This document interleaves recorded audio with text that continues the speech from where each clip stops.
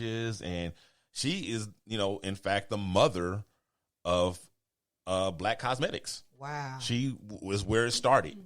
And even in the story and even in real life, Madam C.J. Walker admits that she stole her recipe, for her formula for the, and then later on she developed her, she improved upon it and kind of gave it her own twist or whatever. But originally she started out with her own thing or whatever. But their rivalry in real life was just more of a competitiveness, and she didn't follow in the show. They had her follow. They had this successful businesswoman pick up and move 1,000 miles away to another city where Madam C.J. Walker moved to and started her business. Just so she could take customers from her.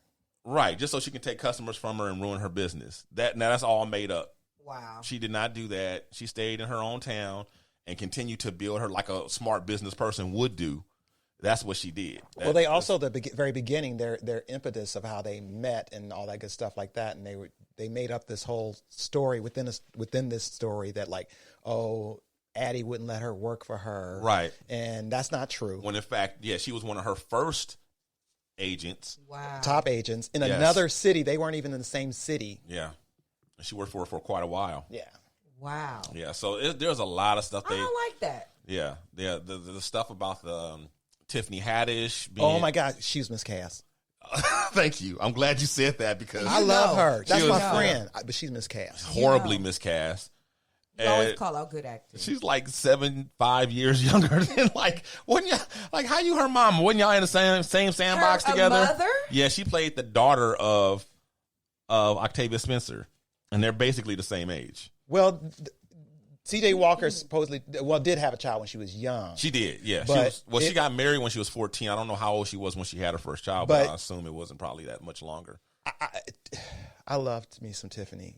But you can't do everything. And this was way out of her league. Yeah, I was going to say not only was that part, but the part that she couldn't handle the role, I don't think. You know what her best scene was? The scene between her and her husband when they got into a fight in the street and they was having a dance-off with each other. That's like, okay, I would put Tiffany Haddish in that movie where she has to do that. That makes total sense. But everything else she had to do, she shouldn't have been doing. Right. Somebody else should have been doing. That's crazy. Yeah.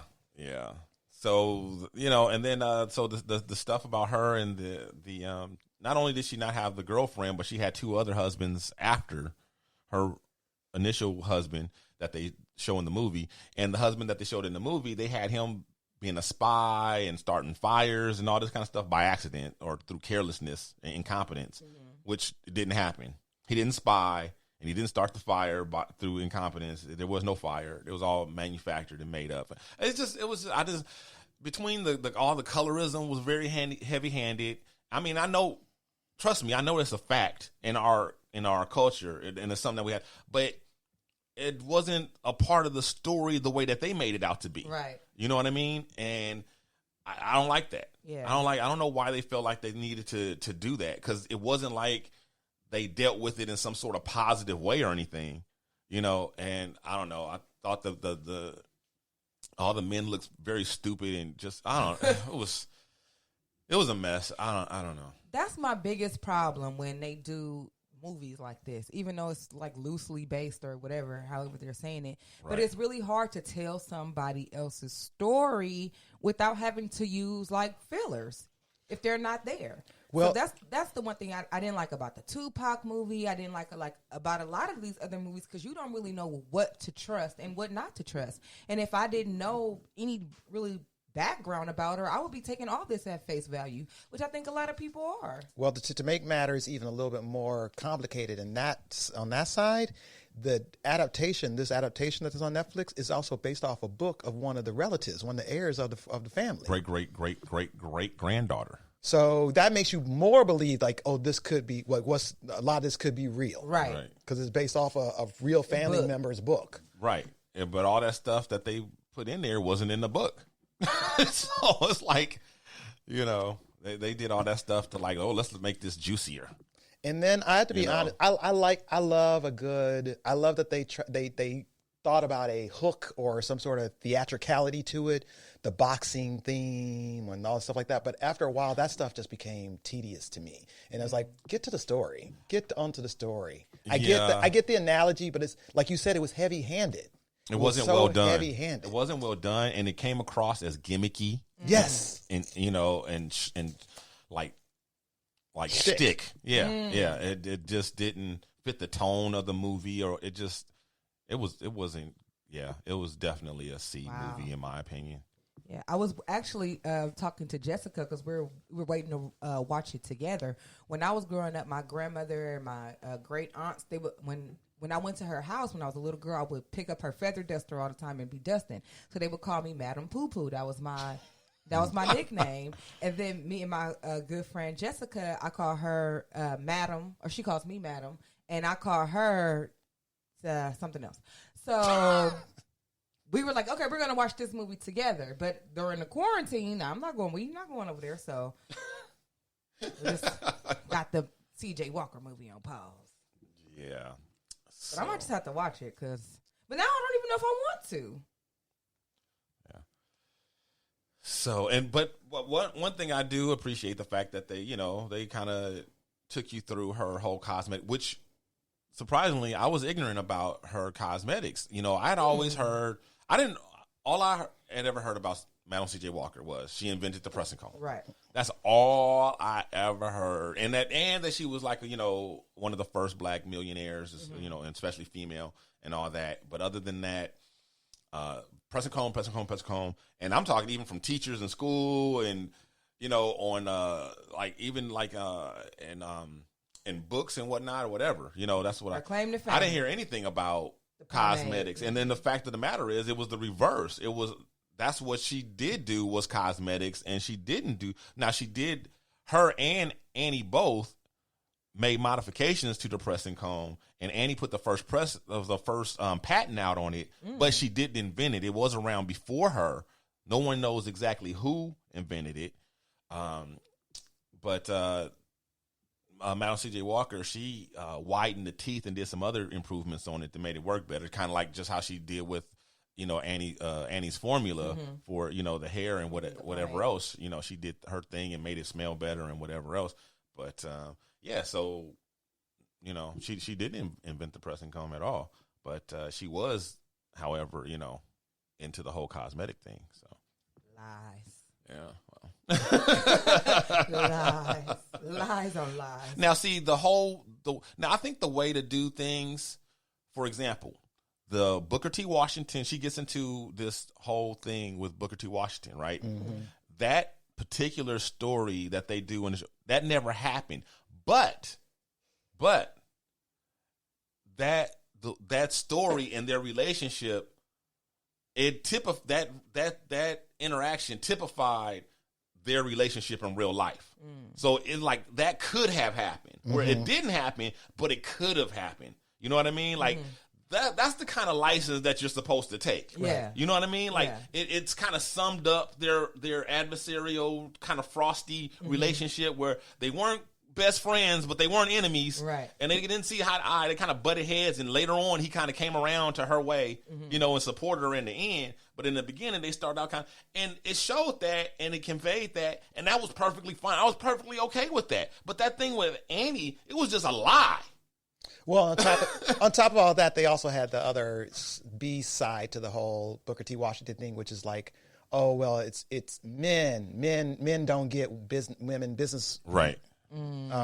Business women, which is true, right. But it's like then they did all this stuff with the wives, all those little side story about the wives, right? And, you're smart women, and blah blah. And then that when the wives showed up with the checks, with the money, yeah. And I'm like, that's not how business works. First of all, like that is not how business works. Right. Right. Okay. Interesting. She looking for millions of dollars to invest in her business. They come by with $500 checks, like the Little Ladies Guild. Yeah. Oh, yeah. So it was, yeah. This is a lot. That's a lot. So yeah, that one was a little bit of a disappointment to me. Only reason I give it a B at all is like, okay, I'm grateful for a story that I think should have be out there. That was nice. I appreciated that. Yeah. I always appreciate Octavia Spencer pretty much because she turns it out no matter what it is. She always gives it her best effort. She never phones it in. Right. What's her name? Oh my God. Blair Underwood. Blair Underwood, thank you. I was like a Crush Groove. Ooh, you went back. Crush Groove. Because that's when I first had a crush on him. That's always going to be that's my forever boo right there. Blair Underwood, I'm glad to see him. He always turns it out. He always gives it up good. So like there was things to tune into. They didn't just... At least they tried. It wasn't sloppy writing necessarily. No. It wasn't lazy. It was too much, if I'm really being honest. Yeah. This is one of the examples where they actually did too much when they could have gotten away with a little less. Yeah. Sounds like a lot less to me. Yeah, sometimes less is more. Usually my criticism is like, y'all just as lazy. I've already seen this story a million times. Mm-hmm. Right. I'm like, oh, well, I haven't seen this way. And so y'all could have actually simplified this. Yeah. Or just told the real story, because it would have been actually maybe more interesting. Or do it 2 parts instead of 3 parts. On a similar note, has anyone seen Bankers? I have not seen Bankers. Bankers is nice. This is an Apple TV production. Okay. And it's just a movie. It's not a miniseries. It's starring Anthony Mackie, the guy who is known for being like Bucky in a lot of the Marvel movies. Falcon. And Falcon, and also Samuel Jackson is in it. I've heard of him. It's really good. It's really good. It's another historic type thing. It's the story about these two black men who get into real estate and then into banking and the whole thing. I don't want to spoil it because it's not a story that's known. You know what I mean? So I didn't know the story before, and I'm still doing my research to find out like how accurate it was. But I feel like even before I do my research, I feel like that it was a lot more accurate than the Madam C.J. Walker. But I don't know that for a fact yet. But let me ask you this, Dino. Yes. You saw that when Roots did the reboot of when History Channel did the reboot of Roots. Yes. How does that? My neighbor worked on it. How does that stack? Oh, I loved it. You loved that? I loved it. Okay. There was a lot of stuff in there that was like really overblown and not historical at all. But that was okay? True. Well, to me, it was okay because Roots is not a true story anyway. Okay, true-ish. It's based off a true story, though. Family genealogy. Yeah, kind of, sort of, but it's not really. So yeah, so I was okay with that. Okay, I was okay with that one. So, but yeah, and to be honest, I was just so pleased to see a well-produced version of it. I just didn't like that they were passing it off that there was kind of like Roots, like this is a family history. It's like, okay, so they were superheroes during Civil War? Because they were basically the Avengers of the Civil War. Yeah. Their family. Yeah. Well, I liked, because the first Roots, there was just the production on it was so... What was made for TV movie in the 70s. Right. And it was low budget. And there's nothing but TV actors in it. You could, the acting was good, though. They made it in the actors Burbank. Were good, But yeah, so wow, I didn't know that. Yeah, the production, I thought that they stepped up on History Channel. I really appreciated that. But yeah, so okay. So anyway, Bankers, you get a chance to check it out. I mean, it's not. I give Bankers probably a B. Okay. B, maybe B plus. I stepped on Lock and Key earlier that y'all was talking about. I meant because you had some things about Lock and Key. Yeah. The little boy. That's all I want to talk about. The little boy, he was great. You were right, Pip.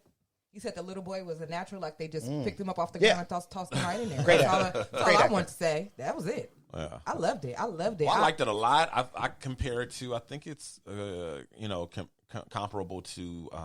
Umbrella Academy? No, the other one, that's Stranger Things. Oh, okay. But I like it better than Stranger Things. But Stranger Things is like a huge mega hit. And this is like just flying under the radar. So...